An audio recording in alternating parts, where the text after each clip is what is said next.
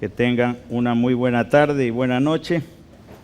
Que Dios los bendiga poderosamente.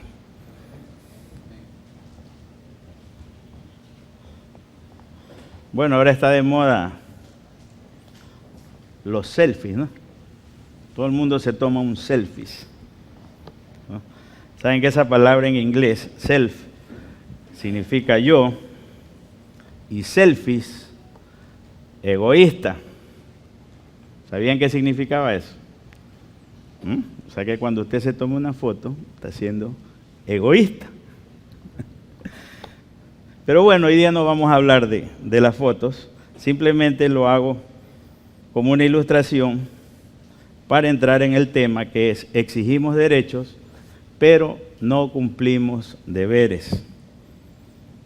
Todo el mundo gira alrededor del egocentrismo. ¿Qué es el egocentrismo? Todo para mí.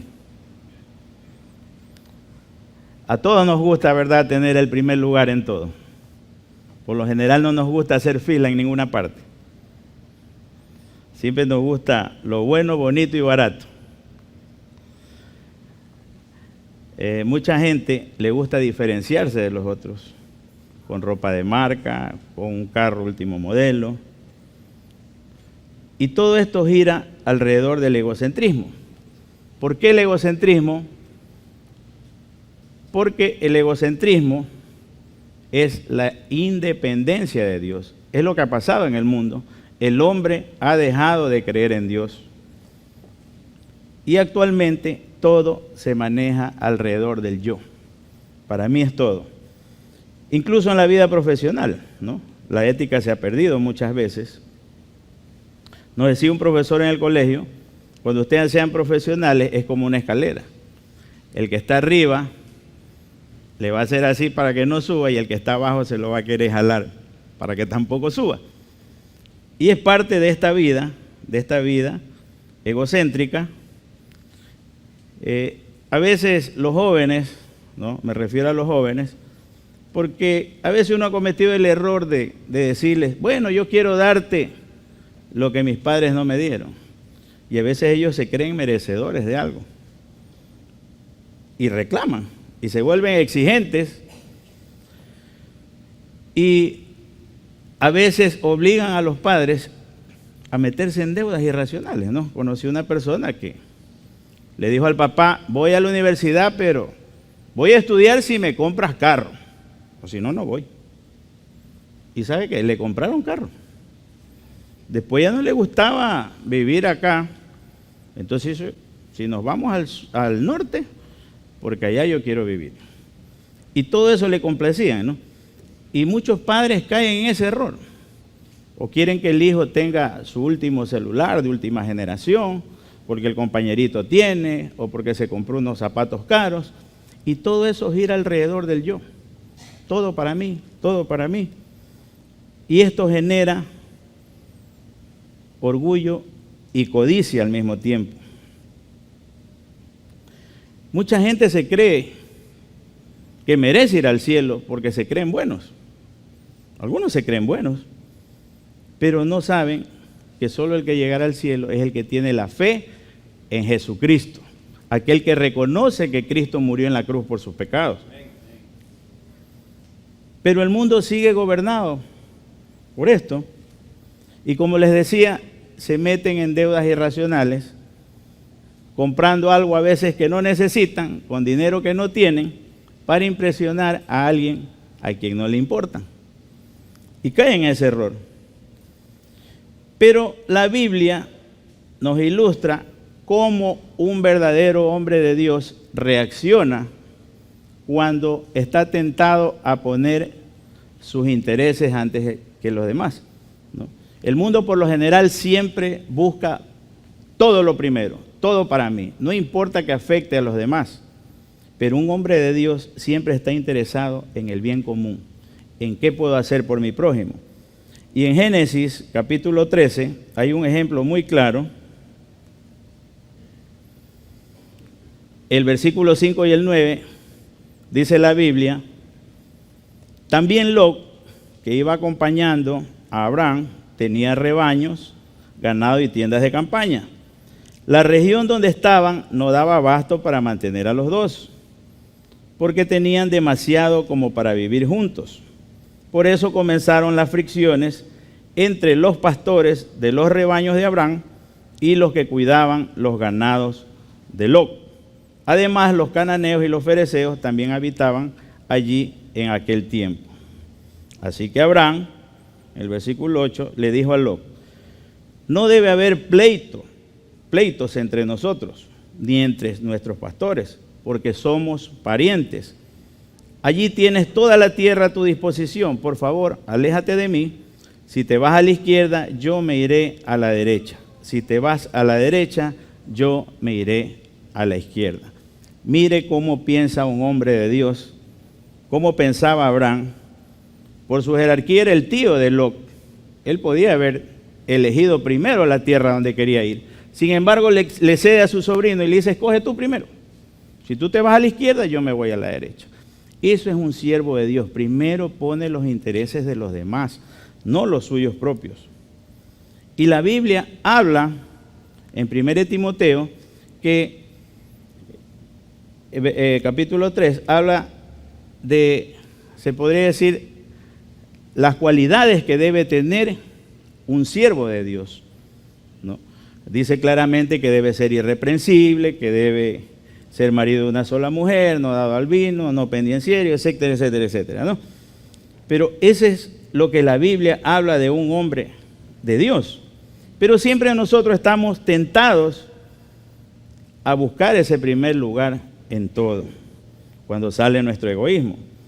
Pero en el reino de Dios es diferente, hermanos. En el reino de Dios no hay preferencias para nadie. Nosotros todos somos siervos del Altísimo. Y entre nosotros somos consiervos. Pero el mundo gira alrededor de esta cultura egoísta o cultura individualista. ¿De dónde viene esa cultura? De los americanos. Por eso cuando usted, no sé si ha escuchado, cuando sale con amigos, le dice: bueno, vamos, pero los americanos. Es decir, cada cual paga lo suyo. Y esa cultura la hemos metido aquí sin importarnos lo que le suceda a los demás, siempre poniendo en primer lugar a veces nuestras necesidades, ¿no? Por eso el primer subtítulo, ¿no?, le he puesto: primero yo, segundo yo y tercero yo también. Nuestro yo es una pared de orgullo, es una pared de orgullo que no nos deja ver las bendiciones que Dios tiene para nosotros. Esta muralla que forma nuestro orgullo nos trae problemas, porque el Señor nos ha llamado a la humildad, a servir a los demás. Y la Biblia tiene muchos ejemplos de personas que se creyeron, ¿no?, con algún derecho, como el hijo pródigo, la parábola que todos hemos leído. Dice que el hijo menor exigió que le den su parte de la herencia, ¿verdad? ¿Recuerdan? La mamá de Juan y Jacobo le pidió al Señor un lugar de privilegio para sus hijos, porque ella, como los hijos eran muy cercanos a Jesús, ella también era una buena mujer. Sin embargo, se sintió en la confianza de pedir algo a cambio, ¿no? Pero no es así, no es así. Nosotros debemos servir desinteresadamente, no buscando algún beneficio propio. Pero vivimos esa cultura individualista. Aquí está la muestra, ¿no? Hay poca gente, producto de que no nos gusta invitar. No nos gusta invitar, porque eso es parte de esa cultura individualista. O sea, solo me intereso por mí, yo estar bien, el resto no importa. Hay mucha gente afuera que se está perdiendo, hay mucha gente afuera, y nosotros debemos ir por ellos. O como decimos comúnmente, cada cual trae agua para su molino, ¿no? Pero a nadie le importa el bien común. A veces en la iglesia también hay esa indiferencia. No hablo de esta iglesia, ¿no?, pero en la mayoría de las iglesias cristianas, a veces hay esta indiferencia hacia los hermanos. Muchas iglesias están preocupadas solo por la parte numérica y por el dinero que les puede entrar, y no por el crecimiento espiritual o por el discipulado de las personas. Pero este egoísmo, a veces de nuestra parte, no nos permite conocer la voluntad de Dios. Y Lot actuó de una manera egoísta. Miren el siguiente capítulo de Génesis 10. Dice que el versículo 10, Lot levantó la vista y observó todo el valle del Jordán hasta Zoar, que era tierra de regadío, es decir, una tierra fértil y irrigada por agua, como el jardín del Señor, o como la tierra de Egipto. Así era antes de que el Señor destruyera a Sodoma y Gomorra. Entonces Lot escogió para sí todo el valle del Jordán y partió hacia el oriente. Fue así como Abraham y Lot se separaron. Abraham se quedó a vivir en la tierra de Canaán, mientras que Lot se fue a vivir entre las ciudades del valle, estableciendo su campamento cerca de la ciudad de Gomorra. Los habitantes de Sodoma eran malvados y cometían muy graves pecados contra el Señor. Miren cómo Lot actuó de una manera egoísta. Él lo que pensó era su prosperidad económica, porque dice que iba a estar cerca de una ciudad, ¿no? Y la gente siempre busca la ciudad para prosperar económicamente. A él le interesaba la riqueza, el negocio que podía tener allí, pero nunca se preocupó de su familia. Miren que la última línea del versículo 13 dice que ahí habían habitantes malvados y cometían graves pecados contra el Señor. Es decir, había un ambiente de pecado ahí, ¿no? Nosotros debemos ser muy cuidadosos con nuestras familias, con nuestros hijos, a ver qué amistades están frecuentando, porque muchas veces influencian para mal. Pero a Lot no le interesó eso. Lot no era un creyente, no le interesaba caminar con Dios. Y muchos conocemos la triste historia de Lot, ¿no? Su esposa murió, sus hijas cometieron incesto con él y toda su vida fue un fracaso, ¿no?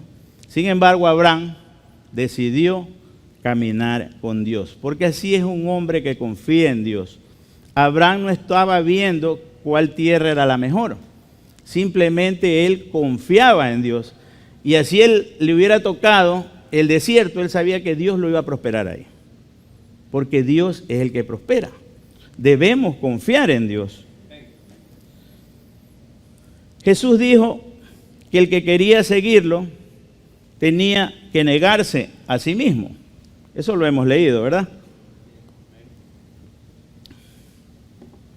Eso quiere decir que debemos dejar nuestro orgullo, nuestro yo, aparte y dejarnos guiar por el Espíritu Santo. Estaba leyendo unas estadísticas que dicen que en el año 2050 posiblemente el Islam tenga la misma cantidad de cristianos. Ahorita el cristianismo va a la ventaja, ¿no? Pero estaba analizando eso y creo que es por esta palabra. Porque en la religión a usted no le piden que se niegue a sí mismo. La religión siempre habla de obras para llegar al cielo. Cristo te está diciendo esta noche que tienes que negarte a ti mismo, que tienes que dejar ese yo, que tienes que dejar ese egoísmo. Como Él dijo, yo vine a servir, no a ser servido. Y yo creo que mucha gente se mete a la religión por eso, porque en la religión te permiten de todo. Simplemente muestras apariencia de santidad y ya está. Pero los que tenemos el Espíritu Santo, a diario sentimos esa confrontación cuando uno cae en pecado. Y esa dirección del Espíritu Santo a corregir. El apóstol Pablo dice en Gálatas 2:20, he sido crucificado con Cristo. Miren, esta palabra es hermosa. He sido crucificado con Cristo. Es decir, he muerto ahí, en la cruz. Ahí es donde debemos morir, donde debe morir nuestro pecado. Y ya no vivo yo, sino que Cristo vive en mí. Y lo que ahora lo vivo en el cuerpo, lo vivo por la fe en el Hijo de Dios, quien me amó y dio su vida por mí. Aquí esta palabra habla claramente de cómo nuestro yo debe menguar y Cristo debe crecer en nosotros para traer fruto al Señor. El siguiente punto dice, debemos cumplir y no exigir. Jesús vino a servir, ¿verdad?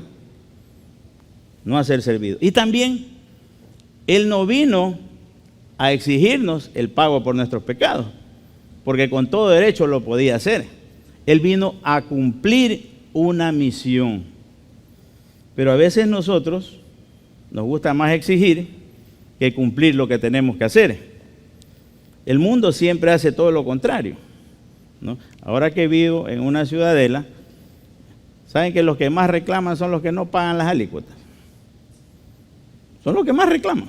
Reclaman por todo. Parecen a los empleados públicos o a los sindicalistas, que son los que menos trabajan y los que más quieren ganar. Exigen, pero no cumplen. Y eso hace el mundo. La Biblia nos ilustra la posición del hijo pródigo que hizo lo mismo. Reclamó su herencia anticipada. En Lucas 15, del 11 al 12 dice, también dijo, está hablando Jesús, un hombre tenía 2 hijos. Y el menor de ellos dijo a su padre, Padre, dame la parte de los bienes que me corresponde. Y les repartió los bienes, ¿no? Miren que pidió el hijo menor. Por lógica se entiende que el hijo mayor había trabajado más. Pero el hijo menor es el que reclama primero la herencia, ¿no? El hijo mayor quizás era el más responsable, el que más había trabajado, pero sin embargo, el que menos hacía es el que exigió más. A veces nos comportamos así con el Señor, como ese hijo menor. Pedimos todo el tiempo porque leemos en la Biblia que dice, pedid todo y se os dará. Entonces pensamos que tenemos derecho a pedir lo que sea al Señor. Pero la Biblia es clara, habla de obediencia, ¿no? Pero algunos cristianos toman esa palabra como algo de exigencia y a veces estamos así frente a Dios. Mucho cuidado con eso. A Dios no le podemos exigir nada, absolutamente nada. No estamos en posición de exigirle. Desde la salvación que recibimos hasta cada bendición que llega a nuestras vidas son por los méritos de Jesús, no por nuestros propios méritos. Así que no debemos creernos merecedor de nada. Lo que dice la Biblia, lo único que merecemos es ir al infierno, como dice Romanos 3:23, ¿verdad? Todos pecamos y estamos destituidos de la gloria de Dios. Eso es lo único que merecemos. Pero la gente piensa que merece algo, porque se porta bien, o porque va todos los domingos a la iglesia, o porque pone el diezmo, qué sé yo. Se creen ya con algún derecho. Bueno, yo ya tengo mi puesto. Muchos de los discípulos, cuando Jesús los mandó a predicar, algunos se ufanaban de eso, de los demonios que habían echado y todo eso. Pero Jesús les dijo, ustedes deben gozarse porque su nombre está escrito allá arriba, ¿no? Y de eso debemos gozarnos, de nuestra salvación, no que merecemos nada más. Con la salvación es suficiente lo que tenemos. La Biblia dice, sigue el reino de Dios y su justicia, ¿no? Pero siempre la gente está atrás de la bendición y no de la justificación. Hermano, ora por mí. Es que necesito lo de acá, necesito lo de allá. Pero está en nosotros buscar esa justificación a diario arrepentirnos. Lo que pasaba con Nicodemo, un religioso, conocía mucho la ley y fue donde Jesús, pero el Señor le dijo, tienes que nacer de nuevo. Es en ese nacimiento nuevo donde comienza nuestro ser a renovarse, donde el espíritu comienza a vivificarse y donde se comienza a ver nuestro cambio. Ahí comienza a verse el fruto del espíritu. En Filipenses 2, del 5 al 8, en la Nueva Versión Internacional, dice, la actitud de ustedes debe ser como la de Cristo Jesús, que siendo por naturaleza Dios, no se consideró el ser igual a Dios como algo a que aferrarse. Por el contrario, se rebajó voluntariamente, tomando la naturaleza de siervo y haciéndose semejante a los seres humanos, y al manifestarse como hombre, se humilló a sí mismo y se hizo obediente hasta la muerte y muerte de cruz. Miren, la palabra dice que se rebajó voluntariamente. Les pongo un ejemplo. Hay un millonario y ese millonario tiene un hijo. El hijo es heredero de todos los bienes que él tiene. Resulta que ese hijo decide hacerse pobre y no coger nada de la herencia del padre y le dice, no, me voy a hacer un mendigo, me voy a hacer un pobre y yo quiero por mis propios esfuerzos hacerlo, ¿no? Les pregunto, ¿esa persona dejó de ser hijo del millonario? ¿Sí o no? No dejó. Se hizo pobre, pero sigue siendo el hijo del millonario. Jesús dice que se hizo como hombre, no se hizo un hombre, ojo, se hizo como hombre, semejante a los hombres. Pero él sigue siendo el hijo de Dios, no un hijo de Dios. Nosotros somos hijos de Dios, David es un hijo de Dios, el pastor es un hijo de Dios, yo soy un hijo de Dios, pero él es el hijo de Dios. Eso tenemos que tenerlo muy en claro. Y el hijo de Dios se hizo hijo del hombre. ¿Para qué?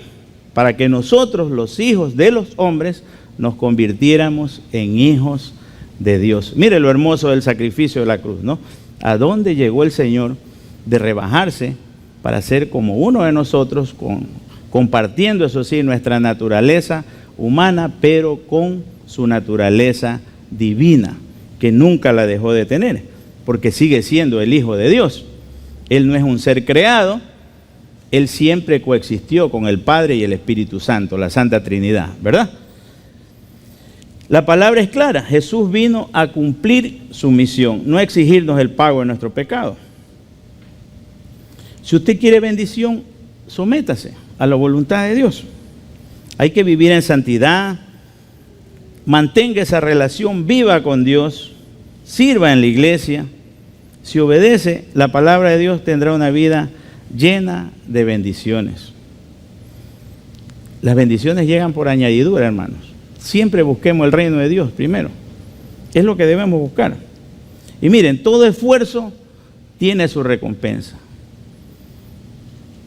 A veces uno viene a servir, ¿no? Pero no viene con todo el entusiasmo de servir, porque a veces deja otras cosas. Entonces, y ahí como que no vale el servicio. Uno debe venir con toda la voluntad de servirle a Dios. Y le servimos es por agradecimiento, por lo que Él ha hecho en nosotros. Pero bueno, muchos no tienen claro todavía esto, ¿no? Por ahí dijo alguien, le dijo a un hermano ayer, como ver una silla no te vas a ir al cielo. Bueno, el Señor dijo que hasta un vaso de agua que usted le dé a alguien va a tener recompensa ya. Pero algunos piensan eso, entonces no sirven. Y el que no sirve, no sirve. No sirve, ¿verdad? Gálatas 6:7 dice, no se engañen, de Dios nadie se burla, cada uno cosecha lo que siembra. Sírvale a Dios, usted va a cosechar bien. Todo esfuerzo tiene su recompensa. Hermanos, a mí antes el tiempo no me alcanzaba para nada. Cuando vine a la iglesia, igual me seguía alcanzando el tiempo para servirle, para estudiar y para estar aquí, ¿no? Es cuestión de organizarse y poner a Dios en primer lugar. Pero a veces nuestra naturaleza torcida es la que nos impide obedecer, ¿no? A todos se nos hace difícil obedecer. A todos, sin excepción. Debemos someternos a la autoridad. Pero el mundo está así desviado de Dios porque siempre le gusta el camino más fácil. El más corto, el más ancho, el más rápido, lo más bueno, ¿no? Pero todo esfuerzo trae bendición. Jóvenes que están aquí de Alto Refugio, siempre les recomiendo estudien, prepárense académicamente, lo que más puedan. Perseveren. El caminar con Cristo es muy hermoso, pero es de resistencia y resistirle al diablo. Al final se cosecha bien. Y les digo por qué todo esfuerzo trae recompensa. Yo recuerdo que cuando estudiaba, siempre hacían fiestas ahí en el barrio donde vivía, y la música llegaba hasta allá, y me picaban los pies por irme a bailar, pero tenía que estudiar, ¿no? Entonces a usted como que lo ponen a elegir ahí, ¿no? Pero todo ese esfuerzo, luego usted comienza a cosechar, porque ponía el estudio en primer lugar, ¿no? Cada uno debe ponerse sus metas. Ahora que somos de Cristo, usted sométase a Cristo, a la voluntad de Él. Pero mucha gente a veces se queda en el pasado, ¿no? Tenía un amigo que cuando nos graduamos del colegio, le dije para irnos a inscribir a la universidad y me dijo, no, porque este año me voy al cuartel. Y pasó el año. Yo pasé el segundo año y le digo, ¿y qué fue? ¿Te vas a inscribir? No, dice, el otro año, pues este año voy a guardar plata, dice. Ya el otro año estudio. Y el otro año así, y así se pasó la vida. Y nunca estudió. Y cuando me lo encontré hace tiempo, me decía, y dice, ¿por qué no estudié? Pero la gente a veces se queda en el pasado, ¿no? Pero los que triunfan son los que se ponen una visión, los que se ponen una meta. Y mire, quería traerles un ejemplo de una ciudad pequeña en Asia, se llama Singapur,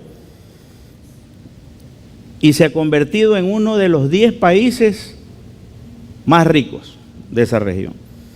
Y esta ciudad está cerca, está por el camino de la India y de China, ¿no?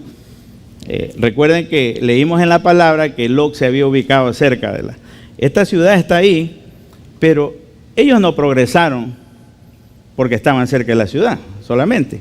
Ese líder que tuvieron se puso como visión la preparación académica. Y si ustedes ven un billete de esa ciudad, que se llama el dólar de Singapur, casi está a la par con el dólar americano, en su billete tiene estudiantes y un maestro enseñándoles, y atrás están unos edificios de la universidad. Esa es su visión, prepararse. ¿Y sabe qué? Eso lo sacó de la miseria. Y su inversión en la parte social, en la salud y en la educación. Eso sacó a esa nación adelante. ¿Y sabe cuántos son ellos? 5 millones de personas. Aquí ya somos más de 16 millones.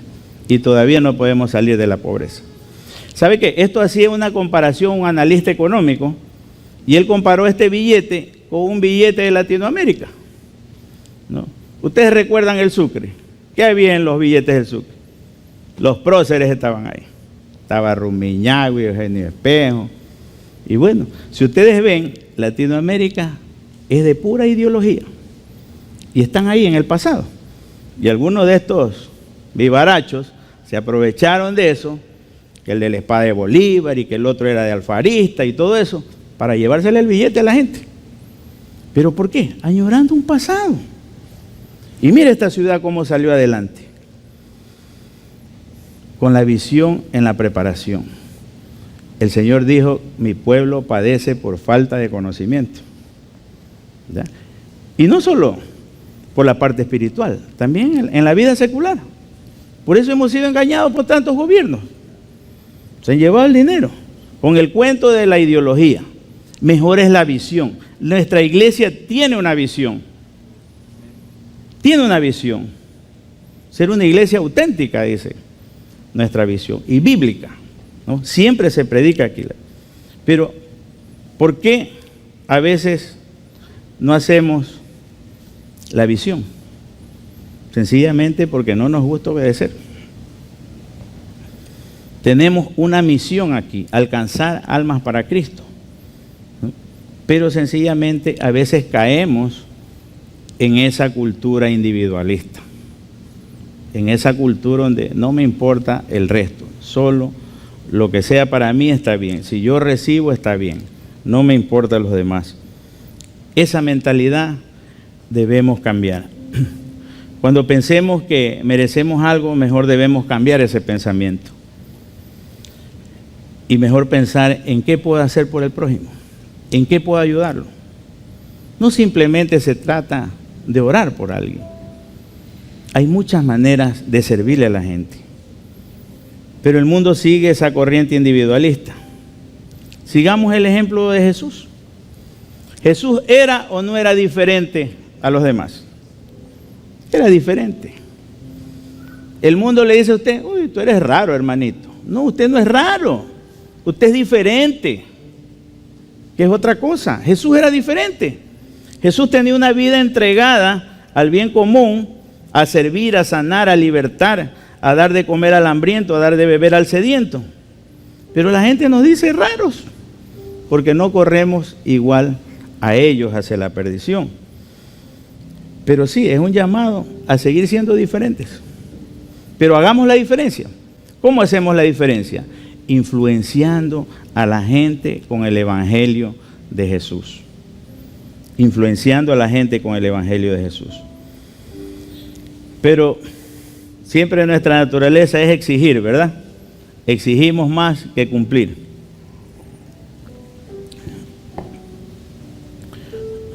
Yo recuerdo que a veces le exigía a mi padre ciertas cosas, ¿no? Pero luego meditaba y entendía que él tenía un salario de jornalero, ¿no? Y no le alcanzaba, ¿no? Recuerdo que cuando me dieron una beca en cuarto año para ir a una empresa, yo le mostré el papel a mi papá firmado por el decano y se puso a llorar él. Me dijo, mi hijo, es que quisiera darte más, pero no tengo recursos. Le dije, papá, no se preocupe, si estas prácticas me van a pagar, eran pagadas, ¿no? Pero él estaba en esa desesperación. Pero nosotros tenemos un Padre ilimitado, un Padre que nos puede dar todo lo que quiera. Mientras usted se mantenga en obediencia, Dios nos va a dar todo lo que le pidamos. Es más, dice la Biblia que Él ya nos ha bendecido. En Efesios 1:3 dice, alabado sea Dios, Padre de nuestro Señor Jesucristo, que nos ha bendecido en las regiones celestiales con toda bendición espiritual en Cristo. Y estamos bendecidos, hermanos. ¿Qué más necesitamos? Aquí estar escuchando la palabra es una bendición. Mucha gente está pensando ahorita en qué hacer maldad. Mucha gente está muriendo. Mucha gente está en la cárcel. Mucha gente está muriendo en un hospital. Y nosotros tenemos la bendición de escuchar lo que Dios nos quiere decir. Lo que Dios nos quiere decir para que enderecemos nuestra vida. Y sí, dejemos esa parte egoísta y busquemos servir a los demás. Nada se va a quedar sin recompensa. Yo lo he probado, puedo dar miles de testimonios de eso. Cuando usted ayuda, Dios no es deudor de nadie, hermano. Dios le va a dar. Dios le va a dar. Dios va a suplir cualquier necesidad. Y para terminar, quería leer un salmo que me vino a la mente del rey David. El Salmo 51 no está en la diapositiva. Dice, crea en mí, oh Dios, un corazón limpio y renueva un espíritu recto dentro de mí. No me eches de delante de ti y no quites de mí tu Santo Espíritu. Mire lo que dice, ¿no? A pesar de que David cayó en ese pecado tremendo, sin embargo, él le dice, no quites de mí tu Santo Espíritu. El arrepentimiento de David es lo que le permitía seguir teniendo esa comunión con Dios. Vuélveme el gozo de tu salvación y espíritu noble me sustente.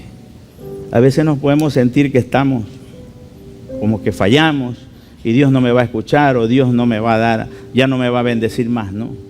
Mire lo que dice el salmista. Debemos arrepentirnos. Y cuando uno busca el bien común también, hermanos, su vida va a estar llena de bendiciones por donde la vea, ¿no? No sé cuántos se sienten bendecidos en esta sala. Amén, ¿no? Si usted se siente bendecido, bueno, póngase de pie que vamos a orar y vamos a darle gracias a Dios, porque Dios es tan bueno y sus bendiciones no han cesado todavía.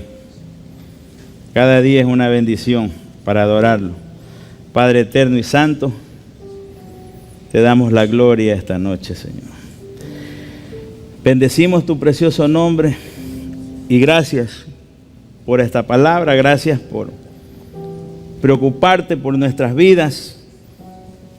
Gracias, Rey eterno, por cada cosa que recibimos.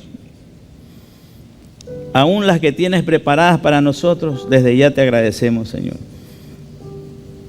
Padre bueno, confiamos en lo que estás haciendo en nosotros y te pedimos en el nombre de Jesús que destruyas toda pared de orgullo en nuestras vidas, que quites todo egoísmo, que quites toda codicia, toda altivez, toda vanidad,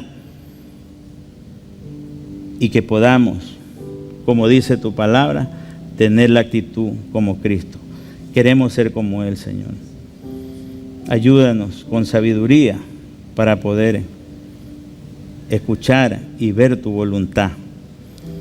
Padre, oramos por nuestra iglesia, oramos por las finanzas de nuestra iglesia, Señor. Oramos por cada proyecto, oramos por cada servidor, por cada pastor, por cada líder, por cada ministro, por cada diácono. Y oramos por toda nuestra congregación. Padre bueno, gracias. Gracias y mil veces gracias por todo lo que haces, Señor. Gracias porque sabemos que Alto Refugio estará en aquellos lugares altos, Señor.